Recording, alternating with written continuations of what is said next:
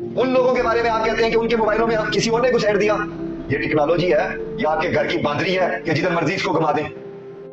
एक वो अपनी चाल चलते हैं और एक मेरे रब की खुफिया तदबीर है, और वो बेहतरीन तदबीर करने वाला है। अल कुरान। जब राव ने 2012 में एक 12 साला मसीही बच्ची को झूठे तौहीन रिसालत के मुकदमे में सजाए मौत दिलवाने का मुतालबा किया, और फिर 2020 से लेकर 2025 तक 16 से 21 साल के सैकड़ों नौजवानों को हसन माविया, शिराज फारूकी और FIA के अहलकारों के साथ मिलकर झूठा आशिक़ रसूल बनकर तौहीन के जाली मुकद्दमों में फंसाया, उन्हें बदतरीन तशद्दुद का निशाना बनाया, और जब कई नौजवानों को मौत की सजाएं सुनाई गईं तो ये लोग मिठाइयां बांटते रहे।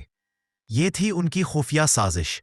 मगर अल्लाह पाक ने अदालती कार्रवाई के दौरान ये साजिश दुनिया के सामने बेनकाब कर दी।